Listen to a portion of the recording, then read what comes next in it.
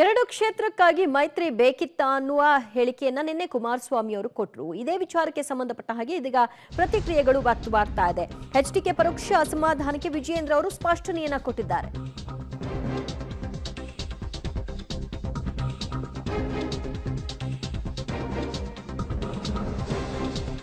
ಎರಡು ಕ್ಷೇತ್ರಕ್ಕಾಗಿ ಮೈತ್ರಿ ಬೇಕಿತ್ತ ಅಂತ ಕುಮಾರಸ್ವಾಮಿ ಅವರು ಕೊಟ್ಟ ಹೇಳಿಕೆ ಸಂಬಂಧಿತವಾಗಿ ಇವತ್ತು ವಿಜಯೇಂದ್ರ ಕ್ಲಾರಿಫಿಕೇಶನ್ ಅನ್ನ ಕೊಟ್ಟಿದ್ದಾರೆ. ದೇವೇಗೌಡರು ಎಚ್ಡಿಕೆ ಜೊತೆ ಮಾತನಾಡಿದ್ದೇನೆ, ಯಾವುದೇ ಭಿನ್ನಾಭಿಪ್ರಾಯಗಳು ನಮ್ಮಲ್ಲಿ ಇಲ್ಲ ಅಂತ ವಿಜಯೇಂದ್ರ ಅವರು ಸ್ಪಷ್ಟನೆಯನ್ನ ಕೊಟ್ಟಿದ್ದಾರೆ.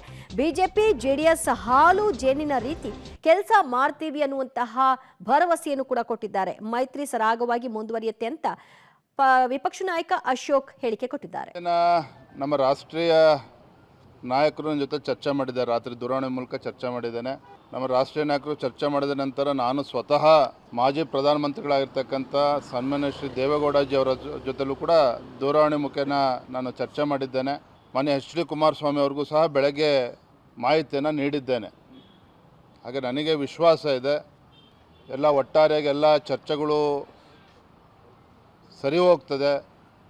ಅವ್ರಿಗೂ ಕೂಡ ಸಮಾಧಾನ ಆಗೋ ರೀತಿಯಲ್ಲಿ ನಮ್ಮ ರಾಷ್ಟ್ರೀಯ ನಾಯಕರು ಒಂದು ತೀರ್ಮಾನವನ್ನು ಮಾಡ್ತಾರೆ ಅನ್ನೋ ವಿಶ್ವಾಸ ನಮಗೂ ಕೂಡ ಇದೆ. ಸಹಜನ ಅದನ್ನು ನೀವು ಮಾತನಾಡಿ ನನ್ನ ಹತ್ರನೂ ಕೂಡ ನಿನ್ನೆ ಬೆಳಗ್ಗೆ ಫೋನ್ ಮಾಡಿದರು, ಇದೇ ವಿಚಾರವಾಗಿ ಮಾತಾಡಿದ್ದಾರೆ. ಆ ಥರದ್ದೇನು ಗೊಂದಲ ಇಲ್ಲ. ಸೀಟ್ಗಳು ಅವರು 3 ಸೀಟ್ ಕೇಳಿದರು. ಆ 3 ಸೀಟ್ಗಳ ಬಗ್ಗೆ ಈಗ 2 ಆಗಿದೆ, ಇನ್ನೊಂದರ ಬಗ್ಗೆ ಚರ್ಚೆ ನಡೀತಾ ಇದೆ. ಸೊ ಇನ್ನೂ ಕೂಡ ಅವ್ರಿಗೆ ಯಾವ್ಯಾವ ಸೀಟ್ಗಳು ಕೇಳಿದ್ದಾರೆ ಅವ್ಯಾವು ಕೂಡ BJP ಅನೌನ್ಸೇ ಮಾಡಿಲ್ಲ, ಹಾಗೆ ಇಟ್ಟಿದ್ದೇವೆ, ಅನೌನ್ಸ್ ಮಾಡಿ.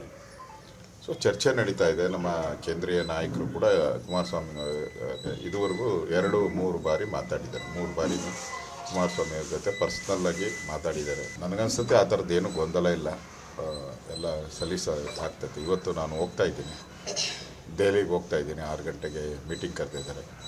ಅಲ್ಲಿ ವಿಚಾರಗಳ ಬಗ್ಗೆ ಎಲ್ಲ ಚರ್ಚೆ ಮಾಡ್ತೀರಿ.